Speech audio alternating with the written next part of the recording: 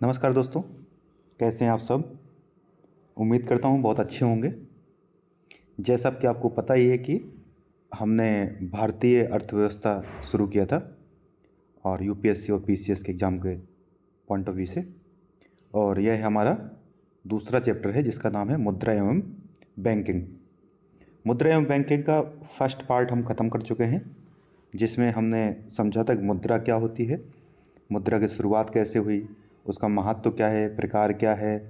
फिर मुद्रा में हमने M1 M2 M3 समझा था और उसके बाद हमने शुरुआत किया था बैंकिंग सिस्टम। और बैंकिंग सिस्टम में भी हमने दो प्रकार के मतलब बैंकिंग के बारे में समझा था। एक समझा था कि क्षेत्रीय ग्रामीण बैंक क्या है, उनकी शुरुआत कब हुई, कैसे हुई, और फिर प्रथम ग्रामीण बैंक कौन से थी और उसके बाद उनके सामने क्या चुनौतियां हैं। उसके बाद उसी में हमने एक नाबार्ड के बारे में भी समझा था कि नाबार्ड की स्थापना कब हुई, कैसे हुई, और इस सब को देखा था। ठीक है दोस्तों, आज ये हमारा दूसरा पार्ट है। इस पार्ट में हम बाकी जो विशेष प्रकार की बैंकें हैं, जैसे सहकारी बैंकों के बारे में और एनबीएफसी के बारे में समझने का प्रयास करेंगे। ठीक है, तो आइए सर्वप्रथम हमने जो समझा था इससे प्रीवियस वीडियो में, उससे संबंधित 2-3 प्रश्न करते हैं। उसके बाद फिर इसको शुरू करते हैं ताकि थोड़ा सा आपका रिवीजन भी हो जाएगा और उसको करने। ठीक है, तो आइए दोस्तों, देखिए ये हमारा फर्स्ट क्वेश्चन। इसके बारे में आप ध्यान से पढ़िए फिर उत्तर दीजिएगा। ठीक है, ये है नाबार्ड के बारे में। ठीक है, तो देखिए क्या दिया है। इसकी स्थापना 1982 में शिवरमन समिति के आधार पर सिफारिश पर की गई थी। तो क्या ये सही है कि नहीं है, एक बार आप सोचिए। अगर दूसरा हमारा जो पीछे वीडियो देखा था, फर्स्ट पार्ट देखा होगा, तो आपको इसका आंसर ज़रूर पता होगा। दूसरा प्रश्न, दूसरा स्टेटमेंट है कि नाबार्ड क्षेत्रीय ग्रामीण बैंकों को ये नियामक के रूप में कार्य करता है। तो क्या ये सही है कि नहीं है, देखिए। तीसरा, नाबार्ड पूरी तरह से भारत सरकार के स्वामित्व में है। क्या ये सही है कि नहीं है, तो बताइए। आइए एक एक करके देखते हैं। और जो हमारा फर्स्ट स्टेटमेंट है कि इसकी स्थापना शिवरमन समिति के सिफारिश पर की गई थी, ये पूरी तरीके से सही है। ठीक है, शिवरमन समिति ने ही इसकी सिफारिश की थी कि एक हमें सेपरेट बैंक की स्थापना करनी चाहिए, जो ग्रामीण क्षेत्रों में कृषि से संबंधित जो गतिविधियां हैं उनको देखरेख करें, अर्थात आरबीआई के काम को थोड़ा सा कम किया जाए, आरबीआई पर जो बोझ है उसको कम किया जाए। दूसरा मैंने बताया कि यह क्षेत्रीय ग्रामीण बैंकों की ये भी नियामक रूप में कार्य करता है, ये भी सही है। यह क्षेत्रीय ग्रामीण बैंकों का नियमन भी करता है तथा उन्हें तकनीकी और वित्तीय सहायता भी प्रोवाइड करवाता है। ठीक है, जैसे कि नाबार्ड पूरी तरीके से भारत सरकार के स्वामित्व में है, ये भी सही है। यह पूरी तरीके से सरकारी बैंक है। तो तीनों स्टेटमेंट सही हैं, अर्थात हमारा तीनों कथन सही है, तो हम क्या कहेंगे कि तीनों सही है। ठीक है, तो ये देखिए ये इम्पोर्टेंट था। अब आइए दूसरा देखिए, ये है क्षेत्रीय ग्रामीण बैंकों से संबंधित प्रश्न है हमारा ये। ठीक है, इसका फर्स्ट स्टेटमेंट देखिए क्या कह रहा है कि इन बैंकों की स्थापना शिवरमन समिति की अनुशंसा पर 1975 में की गई थी। तो आपको अभी पता है कि शिवरमन समिति की स्थापना समिति को गठन तो किया गया था 1981 में, और जिसके तहत 1982 में नाबार्ड की स्थापना की गई थी। तो यहाँ पर तो ये सही नहीं होगा। ठीक है, दूसरा दिया है कि इन बैंकों की स्थापना में राज्य सरकार एवं प्रवर्तक बैंक की पूंजी का समान अनुपात होता है। तो राज्य सरकार और प्रवर्तक बैंक यहाँ दिया है। तीसरा कह रहा है कि इनकी स्थापना का मुख्य उद्देश्य रियायती दरों पर कमजोर वर्गों को ऋण देना है। तो आइए एक एक करके देखते हैं। सर्वप्रथम की जो हमारी क्षेत्रीय ग्रामीण बैंकें हैं, इनकी स्थापना होती है वो है ठीक है नरसिम्हम समिति की सिफारिश पर। कौन सी? नरसिम्हम समिति की सिफारिश पर, ना कि शिवरमन समिति। ठीक है, तो क्या है नरसिम्हम समिति की। ठीक है, नरसिम्हा प्रथम समिति है। इसकी नरसिम्हा समिति नाम से 2 समितियां हैं, प्रथम और द्वितीय। तो ये प्रथम समिति के सिफारिश पर की गई थी 1975 में। तो 1975 सही है, परंतु ये जो हमारा फर्स्ट पार्ट है ये रॉन्ग है। दूसरा कह रहा है कि इन बैंकों की स्थापना में राज्य सरकार एवं प्रवर्तक बैंक की समान पूंजी यानी कि का योगदान होता है। तो ऐसा भी नहीं है। देखिए मैंने बताया था कि जो क्षेत्रीय ग्रामीण बैंक हैं इसके जो योगदानकर्ता होते हैं वो 3 पार्ट में हैं। एक तो है केंद्र सरकार, ठीक है, दूसरे हैं राज्य सरकारें यानी जिस राज्य में स्थापना होगी, और तीसरा है एक प्रवर्तक बैंक जो उसे प्रमोट करेगा, प्रवर्तक बैंक, प्रमोटर बैंक, ठीक है। तो इसमें अगर देखें तो केंद्र की जो भूमिका होती है वो होती है 50%, 50%, और उसके बाद जो राज्य की भूमिका होती है वो महज 15% होती है, और प्रवर्तक जो बैंक होता है उसकी जो भूमिका होती है वो 35% है, उसकी पूंजी 35%, राज्य सरकार की पूंजी 15% और केंद्र सरकार की पूंजी 50% होती है। तो हमारा ये स्टेटमेंट भी रॉन्ग हो गया, फर्स्ट भी रॉन्ग है, सेकंड भी रॉन्ग है। तीसरा कह रहा है इनकी स्थापना का उद्देश्य रियायती दरों पर जो कमज़ोर वर्ग होते हैं उनको ऋण देना है, ये पूरी तरीके से सही है। तो पूछा कितने कथन सही हैं, तो एक कथन सही है और फर्स्ट और सेकंड रॉन्ग है हमारा, ठीक है। एक ही कथन सही है, वो है तीसरा, ठीक है। अब आइए एक क्वेश्चन और देखते हैं। ये मुद्रा संबंधित है, तो इसमें देखते हैं क्या कह रहा है कि भारत में सभी करेंसी तथा सिक्के भारतीय रिजर्व बैंक द्वारा जारी किए जाते हैं। क्या ये सही है? देखिए। दूसरा, भारतीय मुद्रा अपरिवर्तनीय है, अर्थात केंद्रीय बैंक ये स्वर्ण से इसका विनियमन करने की बाध्यता नहीं है। तीसरा, आरबीआई पत्र मुद्रा का मूल्य अदा करने के लिए उत्तरदायी है। तो प्रथम कथन देखते हैं। फर्स्ट स्टेटमेंट पूरी तरीके से रॉन्ग है। मैं बता चुका हूँ कि जो हमारे देश में सिक्के हैं, ठीक है, सिक्के और 1 रुपये का नोट, 1 रुपये का जो नोट है वो मतलब जो फाइनेंस मिनिस्ट्री है, तो वित्त मंत्रालय इधर जारी किया जाता है, तो फाइनेंस मिनिस्ट्री उसको जारी करती है, ना कि आरबीआई। आरबीआई जो जारी करती है सिर्फ जो 1 रुपये से ऊपर के नोट हैं, ठीक है, और फाइनेंस मिनिस्ट्री जारी करती है हमारी बाकी 1 रुपये के नोट और बाकी सिक्के। दूसरा कथन पूरी तरीके से सही है कि इसकी ऐसी कोई बाध्यता नहीं है। अगर हम यहीं से अगर देखें तो प्रथम काट दीजिए, फर्स्ट स्टेटमेंट तो ये गया और डी भी गया, बचा कौन सा हमारा 1 और 2। तो ये सही है कि अपरिवर्तनीय है और ऐसी कोई बाध्यता नहीं है। आरबीआई जो पत्र का मुद्रा होता है उसका अदा करने की जिम्मेदारी किसके पास है? आरबीआई के पास। उसमें आपने नोट देखा होता है ना कि दिया रहता है कि मैं धारक को इतने रुपए अदा करने का वचन देता हूँ। तो ये आरबीआई क्या है? जिम्मेदारी है, ठीक है। अब आइए हम अपने टॉपिक को शुरू करते हैं, ठीक है। हाँ, देखिए हमारा फर्स्ट टॉपिक जो है, ये नोट्स आपको हम अपने उसमें दे देंगे, ग्रुप में दे देंगे, तो वहाँ से आप इसको वो कर सकते हैं, ठीक है। ये आपको, तो देखिए हम पीछे का पढ़ चुके थे, आज हमारा जो है टॉपिक वो है सहकारी बैंक, कॉरपोरेट बैंक्स, ठीक है। कोऑपरेटिव बैंक, सॉरी कॉरपोरेट नहीं, कोऑपरेटिव बैंक्स। कोऑपरेटिव बैंक्स क्या होते हैं इनको समझते हैं। तो देखिए ये ऐसे बैंक होते हैं यानी कि जो कोऑपरेटिव यानी कि सहकार के सिद्धांत पर कार्य करते हैं। अब सहकार क्या होता है? सहकार का अर्थ होता है कि कुछ सदस्य, मतलब कुछ ग्रुप के सदस्य आपस में इकट्ठे होकर के, जैसे छोटे किसान हो गए, व्यापारी हो गए, कारीगर हो गए, ये जो भी होते हैं वो आपस में इकट्ठा करके एक पूंजी एकत्रित करते हैं, और उस पूंजी का उद्देश्य होता है, उससे एक बैंक स्थापित करते हैं, उसका उद्देश्य होता है जो अपने सदस्य होते हैं उन सदस्यों की सहायता करना, ठीक है। जैसे किसान हैं तो सभी किसान क्या करें, एक साथ एकत्रित होकर के एक समूह या एक ग्रुप इकट्ठा बनाएंगे, और उसमें जो भी अपने योगदान होगा वो योगदान करेंगे, और उसका जो पैसा होगा वो उन्हीं सदस्यों की मदद की जाएगी, यानी उन्हीं सदस्यों को ऋण दिया जाएगा, ठीक है। ये जो वित्तीय यानी कि कह सकते हैं कि इनका मुख्य उद्देश्य क्या होता है, जो कमज़ोर वर्ग होते हैं उनको ऋण देना होता है, ठीक है। बचत को प्रोत्साहित करना होता है सदस्य, ताकि जो आपसी में जो बचत करेंगे उस बचत को इकट्ठा करेंगे और अपने उसमें थोड़ा थोड़ा जमा करते रहेंगे। जो छोटे और मध्यम उद्यम होते हैं उनको भी वित्तीय सहायता दी जाती है, जैसे स्वयं सहायता समूह आदि हो गए, और कृषि गतिविधियाँ जो होती हैं उनको भी बढ़ावा दिया जाता है। तो कोऑपरेटिव सोसाइटी जो होती हैं वो कई प्रकार की हो सकती हैं, ठीक है। अभी आगे हम देखेंगे इसके प्रकार। तो अभी इनका थोड़ा देखते हैं कि इनका जो विनियमन है उस वो कौन करता है। तो जितनी भी कोऑपरेटिव सोसाइटी हैं इनको दोहरे विनियमन के तहत रखा गया है, ठीक है, दोहरा विनियमन किया गया है, ठीक है।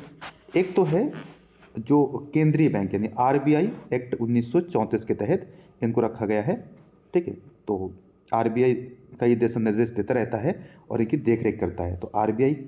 दूसरा है बैंकिंग अधिनियम 1949, जो बैंकिंग रेगुलेशन एक्ट है, जो बैंकिंग विनियमन अधिनियम 1949 है, उसके तहत भी इनको रखा गया है 1966 से। तो ये एक तरीके के बैंक ही हैं। ठीक है, तो दो तो ये हो गया कि आरबीआई एक्ट है और दूसरा बैंकिंग अधिनियम 1949 है। तीसरा, राज्य सरकारों के भी अपने अपने अधिनियम है। ठीक है, तो राज्यों के भी अपने कानून हैं, सहकारी समितियों से संबंधित उनके अपने कानून हैं। ठीक है, और नाबार्ड भी मैंने कहा बताया था पीछे, अभी देखा था हमने, नाबार्ड भी इनको वित्तीय सहायता और इनकी देखरेख करता है।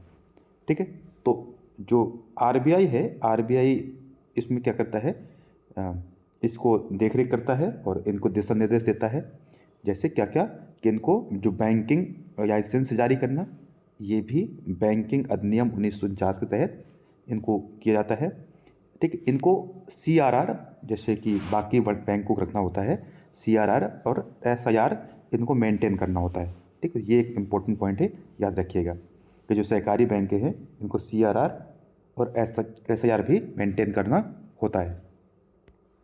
ठीक है, और बाकी इनको निगरानी और प्रबंधन कौन करते हैं, तो राज्यों के भी अपने कानून होते हैं। हम कह सकते हैं कि केंद्र स्तर पर भी और राज्य स्तर पर भी दो स्तरों पर इनकी निगरानी होती है।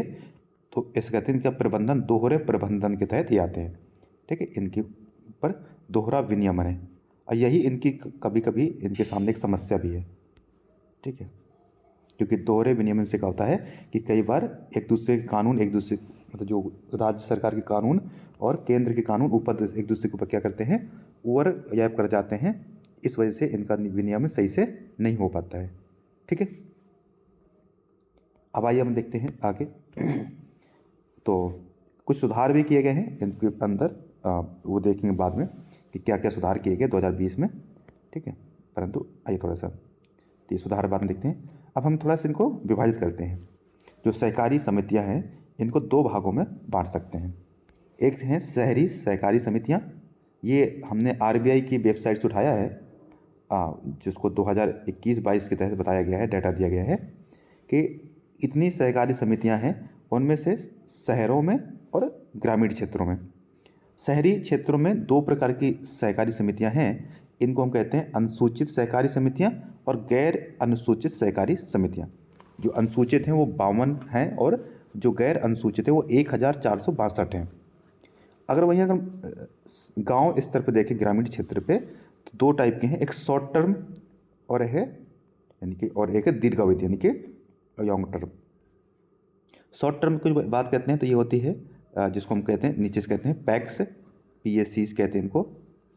ठीक है, पीएससीज जो गांव क्षेत्र में ग्रामीण स्तर पर होती है। दूसरी होती है डिस्ट्रिक्ट स्तर पर। ठीक है, जिनको हम डीसीसीबी कहते हैं। ठीक है, डीसीसीबी कहते हैं, डीसीसीबी। ठीक है, और दूसरी होती है राज्य स्तर पर जिसको हम कहते हैं एसटीसीबी। ठीक है, स्टेट कोऑपरेटिव बैंक्स, और ये है डिस्ट्रिक्ट कोऑपरेटिव बैंक। ठीक, ग्रामीण स्तर पर, डिस्ट्रिक्ट स्तर पर और गांव के स्तर पर। गांव के स्तर पर जो है उनको पैक्स कहते हैं, पीएससीएस प्राइमरी। ठीक है, एग्रीकल्चर कोऑपरेटिव कहते हैं इनको। ठीक है, और बाकी राज्य स्तर पर तो एक तो हो गया हमारा राज्य सहकारी बैंक, दूसरा हो गया डिस्ट्रिक्ट। ठीक है, जो डिस्ट्रिक्ट सहकारी बैंक हो गए सहकारी, और तीसरे हो गए प्राथमिक कृषि ऋण समितियाँ, क्या कहते हैं, प्राथमिक कृषि ऋण समितियाँ। और जो दीर्घावधिक होती हैं, जो 1 वर्ष से ज़्यादा का लोन देती हैं, ऋण देती हैं, उनको भी हम दो भागों में बांट सकते हैं। एक को हम कहते हैं पीसीएआरडीबी, पीसीएआरडीबी, और दूसरा है एससीएआरडीबी। ठीक है, तो आइए देखते हैं इनको, आगे एक एक करके समझ में सारी बातें आ जाएंगी। तो देखिए, ये है ग्रामीण ऋण समितियाँ, 3 हैं, मैंने बता दिया 2 प्रकार की हैं। एक तो है शॉर्ट टर्म और दूसरे हैं लॉन्ग टर्म। ठीक है, शॉर्ट टर्म में कौन कौन से होते हैं, पैक्स आती हैं जो सबसे नीचे स्तर पर, गांव स्तर पर काम करती हैं। ये किसानों को बीज, उर्वरक, कीटनाशक आदि आवश्यकता के तहत ऋण प्रदान करती हैं। और छोटे मोटे ऋण जो होते हैं वो स्थानीय स्तर पर, जो ग्रामीण स्तर होता है, वहाँ के किसानों को या छोटे जो उद्योग धंधे होते हैं उनको, कुटीर उद्योग को ये ऋण देते हैं। दूसरे होते हैं डिस्ट्रिक्ट स्तर पर, ठीक है, ये पैक्स को धन देते हैं। ठीक है, ये धन किसको प्रोवाइड करती हैं? पैक्स को, जो हैं प्राथमिक कृषि समितियां हैं, साख समितियां हैं, उनको ये ऋण प्रोवाइड करते हैं, शॉर्ट टर्म और मिड टर्म का। ठीक है, इनका जो प्रबंधन होता है वो इनके निदेशक जो मंडल होता है उसके तहत इनका प्रबंधन किया जाता है। ठीक है, तीसरा होती है राज्य सहकारी समितियां, उसी से उसके ऊपर इनको ये जो वित्तीय सहायता प्रदान करती हैं वो किसको करती हैं? डिस्ट्रिक्ट जो कोऑपरेटिव सोसाइटी होती हैं उनको ये सहायता प्रदान करते हैं, साथ में नीतियां बनाते हैं और गाइडेंस भी देते रहते हैं। ठीक है, जैसे उदाहरण दिया है महाराष्ट्र राज्य सहकारी बैंक। अब आते हैं लॉन्ग टर्म क्रेडिट स्ट्रक्चर जो है, उसमें बताया था एक तो प्राथमिक भूमि विकास बैंक है, एक है प्राथमिक भूमि विकास जो स्थानीय स्तर पर होते हैं, और दूसरे होते हैं जिसको राज्य कृषि और ग्रामीण विकास बैंक कहते हैं। ये हर राज्य के हिसाब से अपने अपने हैं, राज्य स्तर पर काम करते हैं। दो हो गए राज्य कृषि और ग्रामीण विकास बैंक, SCARDB कहते हैं, और दूसरे हैं प्राथमिक भूमि विकास बैंक। ठीक है, तो इन बहुत ज़्यादा इम्पोर्टेंट ये नहीं है, ये बस ये याद रखिएगा। ठीक है, अब आइए देखिए, एक 2020 में UPSC ने एक प्रश्न पूछा था इसी से, देखिए क्या कहता है। अच्छा, थोड़ा सा इनका देखते हैं कि विनियमन कैसे होता है। ठीक, ये देखिए क्या दिया है, कृषि क्षेत्र को अल्पकालिक ऋण प्रदान करने के संदर्भ में जो DCCBS और अनुसूचित वाणिज्यिक बैंक जो हैं वो क्षेत्रीय ग्रामीण बैंकों की तुलना में अधिक ऋण प्रदान करते हैं। तो ये सही नहीं है। क्षेत्रीय ग्रामीण जो बैंक हैं, अगर डेटा देखा जाए तो ये ज़्यादा ऋण प्रदान करते हैं, ना कि जो केंद्रीय सहकारी ग्रामीण बैंक हैं। ठीक है, और अनुसूचित वाणिज्य बैंकिंग, उस सबसे ज़्यादा जो ऋण है ग्रामीण स्तर पर कृषि क्षेत्र को कौन देता है? क्षेत्रीय ग्रामीण बैंक। तो ये स्टेटमेंट हमारा रॉन्ग हो गया। दूसरा कह रहा है कि DCCB जो है डिस्ट्रिक्ट कोऑपरेटिव जो बैंक होती हैं, ये सबसे एक प्रमुख कार्य क्या है कि प्राथमिक साख समितियों को निधि प्रदान करते हैं। तो ये बताया था मैंने आपको कि जो डिस्ट्रिक्ट स्तर पर होती हैं वो क्या करती हैं? प्राथमिक साख समितियाँ जो होती हैं उनको ऋण प्रदान करते हैं या उनको धन निधि प्रोवाइड कराते हैं ताकि वो आगे किसानों को ऋण दे सकें। तो फर्स्ट स्टेटमेंट रॉन्ग हो गया और दूसरा हमारा सही हो गया। तो ये आसान सा प्रश्न था। ठीक है, आइए ये देखिए डाटा दे रखा है यहाँ पे थोड़ा सा कि ग्रामीण क्षेत्रों और शहरी क्षेत्रों में किस तरीके से बांटा गया है। ठीक है, तो शहरी क्षेत्रों में 33% जो समितियाँ हैं उनमें भी दो प्रकार की हैं, गैर अनुसूचित और अनुसूचित। अनुसूचित 15% और गैर अनुसूचित 18%। और वहीं अगर राज्य ग्रामीण स्तर में देखेंगे तो 67% के आसपास है। ठीक है, उसमें भी DCB 29% है। ठीक है, जो शॉर्ट टर्म के ये, और STBT जो है स्टेट स्तर पर जो है वो 19% और पैक्स जो है वो 17% है। तो ये एक चार्ट दे रखा है, RBI का ये डेटा है। ठीक, अब आते थे अर्बन कोऑपरेटिव बैंक्स जो हैं, UCB जिनको कहते हैं, ये शहरों या अर्ध शहरी क्षेत्रों में कार्य करती हैं। जो हमने अब अभी ऊपर देखा था वो ग्रामीण क्षेत्रों पर काम करती हैं, और ये शहरी या अर्ध शहरी क्षेत्रों में कार्य करते हैं। ठीक है, इनका मुख्य उद्देश्य क्या होता है? जो शहरी या अर्ध शहरी क्षेत्रों में जो छोटे व्यवसायी होते हैं, कारीगर होते हैं, इनको वित्तीय सहायता प्रदान करना। जबकि जो ग्रामीण स्तर पर थे वो किसानों पर मुख्यतः फोकस होते हैं, किसान या जो भी कुटीर उद्योग करते हैं, छोटे छोटे उद्योग, उन पर फोकस करते हैं। ठीक है, जबकि ये कौन है? ये छोटे व्यवसायी हो गए, कारीगर हो गए या वेतनभोगी कर्मचारी हो गए, इन सब की सहायता करते हैं। ठीक है, अच्छा, जितने भी कोऑपरेटिव सोसाइटी होते हैं वो एक वोट एक सदस्य के सिद्धांत पर कार्य करते हैं, अर्थात उसके जितने भी सदस्य होते हैं सभी को बराबर वोटिंग राइट का अधिकार होता है, ये याद रखिएगा। ठीक है, तो ये ऐसे करते हैं। इनका मुख्य कार्य क्या होता है कि जो अपने सदस्य होते हैं उन सदस्यों से जमा राशि स्वीकार करना, छोटे मोटे जो ऋण होते हैं अपने सदस्यों को ऋण प्रोवाइड करना, यानी कि उनके जमा स्वीकार करना, छोटे ऋण प्रदान करना, और वित्तीय समावेशन जो है उसको बढ़ावा देना है। अगर इसका कानूनी ढांचा देखा जाए तो इनका कानूनी ढांचा क्या है कि ये भी बैंकिंग अधिनियम 1949 के तहत आते हैं, और इनको भी CRR और SIR का मतलब ये क्या होते हैं आगे पढ़ेंगे, अभी याद रखिए ये कुछ बैंकों को रखना पड़ता है तो इसको मानना पड़ता है, ठीक है। और जो सहकारी समितियां होती हैं इनको राज्य स्तर के कानून के तहत भी आती हैं। अगर ये एक राज्य के अंदर है तो उस राज्य का कानून होगा, और अगर एक राज्य से यानी एक से ज़्यादा राज्यों के अंदर है तो फिर केंद्रीय जो अधिनियम है उसको मानना पड़ता है, केंद्र सरकार का अधिनियम है, ठीक है। तो सहकारी समितियों के राज्य का अधिनियम है और केंद्र का भी अधिनियम है। अच्छा, इनका जो विनियमन करता है वो राज्य, अगर एक ही राज्य के अंदर कोऑपरेटिव सोसाइटी है तो उस राज्य का जो रजिस्ट्रार होता है उसके तहत आते हैं, ठीक है।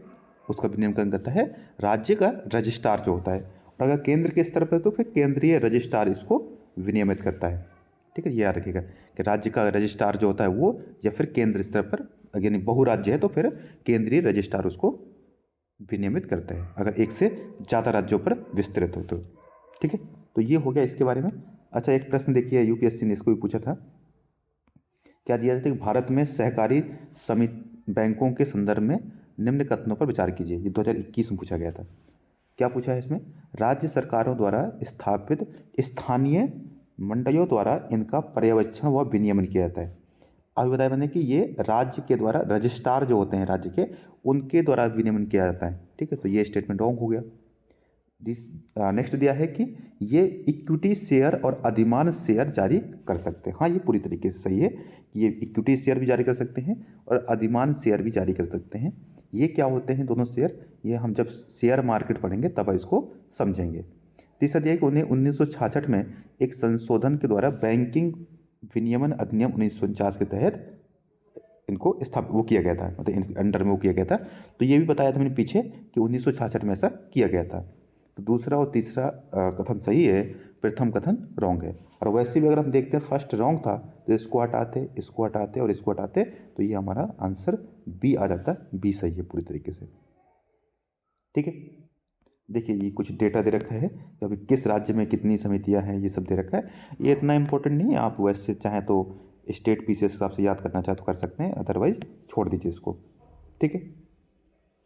अच्छा देखिए 2021 में आरबीआई ने जो जो यूसीबीज हैं उनको 4 स्तरों पे विभाजित किया था, ठीक है। टीयर 1, टीयर 2, टीयर 3 और टीयर 4 में।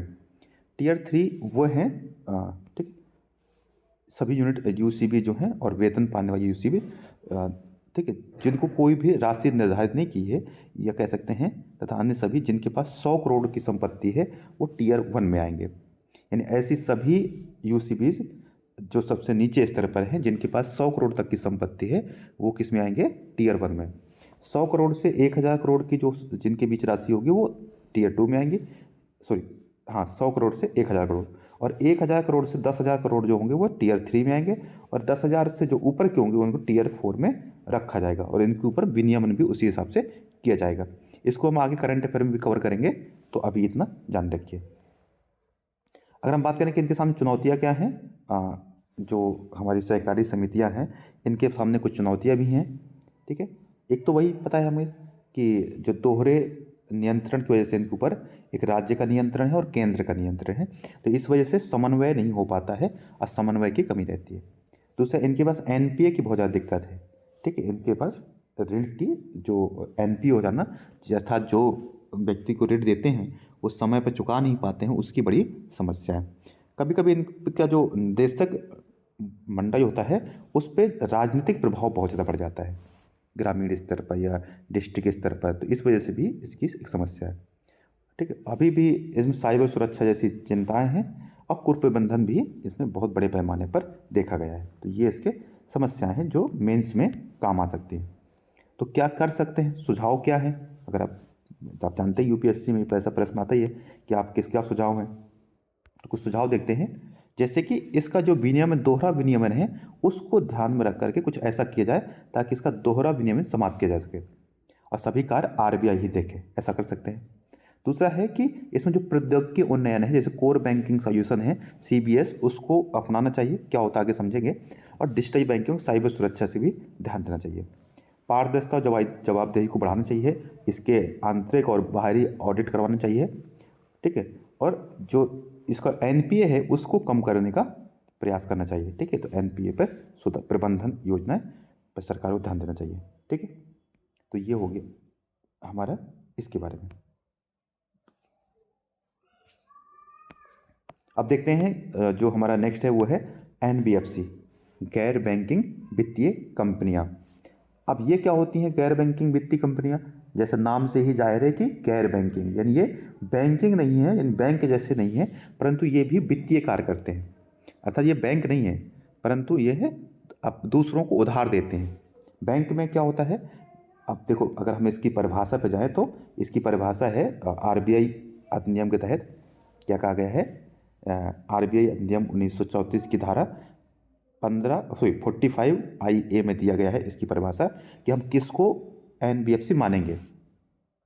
एक होती हैं जो ऋण प्रदान करते हैं दूसरे को, शेयर बॉन्ड और डिबेंचर में निवेश करते हैं, ये संपत्तियों का वित्त पोषण करते हैं, जैसे सड़क बनाना है, ठीक है, तो उस पर निवेश करेंगे, सड़क पर निवेश आदि पर निवेश करते हैं जो संपत्ति हैं, और चिट फंड आदि पर वित्तीय गतिविधियों को विनियमित करते हैं, इनको हम एनबीएफसी कहते हैं। ठीक है। अच्छा, एनबीएफसी और बैंकिंग में क्या अंतर है कि एनबीएफसी जमा मांग स्वीकार नहीं कर सकती हैं, जबकि बैंक जो है वो जमा मांग स्वीकार कर सकते हैं। अर्थात कि जो एनबीएफसी होते हैं आप वो जो एनबीएफसी होते हैं वो डेबिट कार्ड जारी नहीं कर सकते। ये इंपॉर्टेंट बात है, देखिए कि जो एनबीएफसी हैं वो डेबिट कार्ड जो है वो जारी नहीं कर सकते। वैसे एनबीएफसी दो प्रकार की होती हैं, एक जमा स्वीकार करती हैं और एक जमा स्वीकार नहीं करती हैं। तो आप कहेंगे कि अभी तो कह रहे थे कि एनबीएफसी जमा स्वीकार नहीं करती हैं, तो मैंने कहा हाँ, परंतु वो एनबीएफसी जो जमा स्वीकार करती है वो एफडी होती है, यानी फिक्स्ड डिपॉजिट होती है, या उसको कहते हैं टर्म डिपॉजिट। यानी कि कुछ एनबीएफसी ऐसी हैं जो जमा स्वीकार करती हैं परंतु वो एफडी ग्रुप में, यानी 5 वर्ष, 10 वर्ष, 15 वर्ष ऐसे।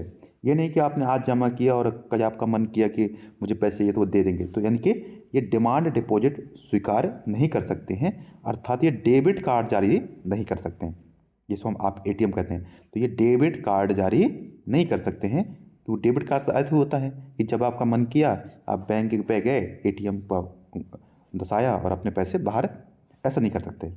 तो एनबीएफसी दो प्रकार की हैं, एक जमा स्वीकार कर सकती हैं और दूसरे जमा स्वीकार नहीं कर सकती। जो जमा स्वीकार करती हैं वो सिर्फ और सिर्फ टाइम डिपॉजिट जमा कर सकते हैं, डिमांड डिपॉजिट जमा स्वीकार नहीं कर सकते हैं। ये अंतर है मुख्यतः। बाकी ये भी क्या करते हैं, वही मैंने कहा, इनका मुख्य कार्य क्या है कि ऋण प्रदान करना, ठीक है, साख समितियां हैं, और बिजनेस को फाइनेंस करना, जो छोटे मोटे उद्योग होते हैं इनको वित्तीय सहायता देना, इंफ्रास्ट्रक्चर को जैसे कि सड़क है, रोड, परिवहन है, इन सब के बुनियादी ढांचे पे विकास में ये योगदान करते हैं। ठीक है, तो ये सारे के सारे इनके कार्य हैं। ठीक, अगर आगे देखें कि जो एनबीएफसी का विनियमन कैसे होता है, जैसे बाकी ये देखा था, तो इसमें भारतीय रिजर्व बैंक के मुख्यतः इसका होता है।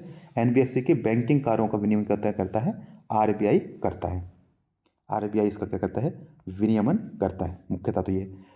अच्छा, एक चीज़ याद रखिए कि चूंकि ये डिमांड डिपॉजिट स्वीकार नहीं कर सकते, तो इसलिए इन पे एसआईआर और सीआरआर का जो है उसकी कोई इसमें ज़रूरत नहीं पड़ती है, जबकि जो हमारी सहकारी बैंक है उनको सीआरआर और एसआईआर मेंटेन करना पड़ता है, क्योंकि वह एक तरीके के बैंक है।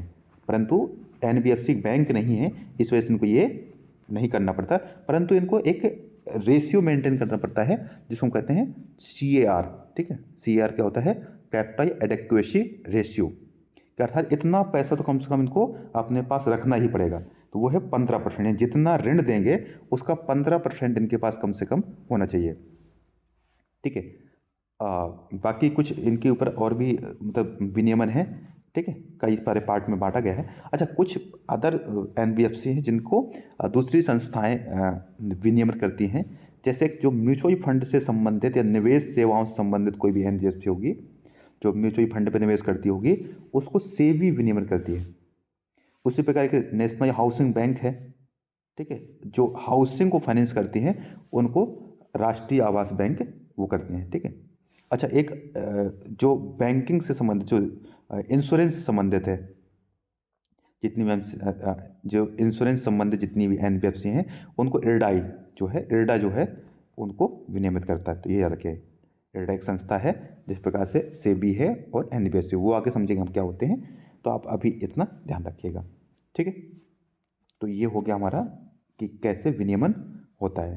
तो आरबीआई मुख्यतः विनियमन करता है, परंतु जो वैसे संबंधित जो इन्वेस्टमेंट से संबंधित जैसे म्यूचुअल फंड वगैरह हो गया, तो इनको सेबी और हाउसिंग जैसे जो हाउसिंग से संबंधित जितनी भी एनबीएफसी उनको एनएचबी यानी कि राष्ट्रीय हाउसिंग बैंक या आवास बैंक जो है वो इसको विनियमित करती है। और जितनी इंश्योरेंस संबंधित है उनको इरडाई जो है वो विनियमित करता है। तो ये याद रखिएगा, ठीक है। तो ये हो गया हमारे एनबीएफसी के बारे में, ठीक है दोस्तों। तो ये हो गया हमारा आज का वीडियो जिसमें हमने एनबीएफसी समझा, एनबीएफसी क्या है। नेक्स्ट जो इसी के और थोड़ा सा हम आगे नेक्स्ट वीडियो जो आएगा उसमें हम समझेंगे कि एनपीए क्या होता है, ठीक है, और भारत में एनपीए क्या दिक्कत है। तो एनपीए समझेंगे, फिर बाकी समझेंगे जो बैंकिंग के सामने कौन कौन सी चुनौतियाँ हैं, ठीक है, बैंकिंग के सामने क्या क्या चुनौतियाँ हैं और इन पे सुधार करने के लिए क्या क्या अभी तक कदम उठाए गए हैं, ठीक है, और सरकार ने क्या क्या किया है। और कुछ और प्रश्न जो अभी तक पूछे गए यूपीएससी में उनको भी देखेंगे। मुझे उम्मीद है कि आपको हमारा जो सीरीज है वो बहुत पसंद आ रही होगी।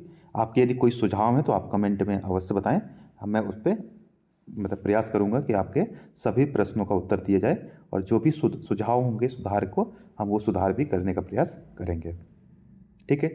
तो अपने दोस्तों के साथ साझा कीजिए, हमारी टीम को थोड़ा सा सहयोग होगा इससे, ठीक है। और अपने कमेंट करें जो भी सुझाव हों, ठीक है, शेयर करें, सब्सक्राइब भी करने अगर नहीं किया अभी तक तो। और धन्यवाद, जय हिंद।